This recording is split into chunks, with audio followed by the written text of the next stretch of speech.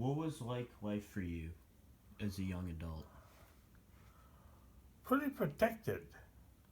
Small town. Small town Iowa was focused a lot about church. Churches were a common thread in most farmers' lives and the townies, so that there were always activities.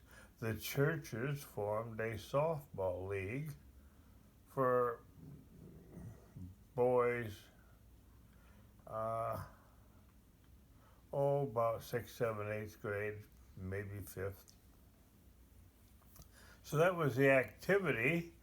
Of course, then sometimes you made your own. Always you made your own. And then if you were a townie, you could pick up. We had had a storm, a hailstorm, knocked the corn stalks down. So I was in the junior high. We cut school, went out, worked for various and sundry farmers, picking the corn up off the ground, or they were going to lose it. And they couldn't afford to lose it. Farming is a very difficult job. You need to have a crystal ball, and none of them do. So you're sitting there in the winter. What should I plant? What's drought resistant? What's water resistant? What survives better at the temperatures you were likely to see? And then you make a decision as to animals. You're going to buy calves and fatten calves with the corn you raise, or you're going to sell the corn. And the farmer just kind of is the shock absorber. If he decides he's going to go into cattle, and all the farmers around go into cattle, there's going to be a lot of cattle and not much of a price, or vice versa.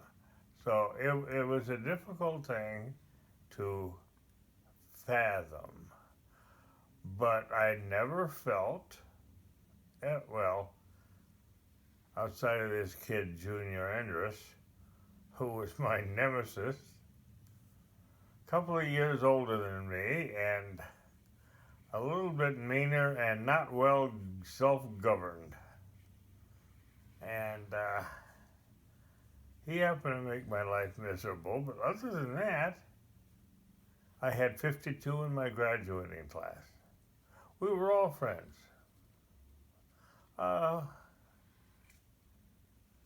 There were rivalries in sports with neighboring communities, just generally around 30 miles away.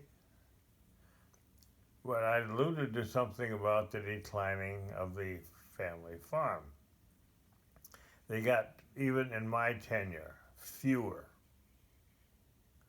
The farmer packed it in and said, I can't make it.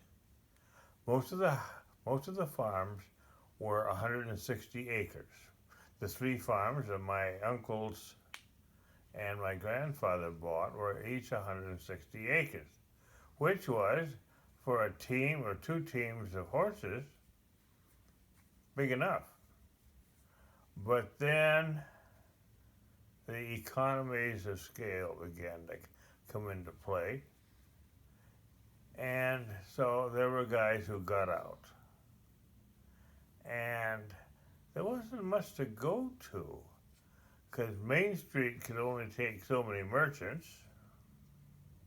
But I was oblivious to most of this. Teenage boy, yeah. We had two movie theaters in town, a couple of ice cream parlors.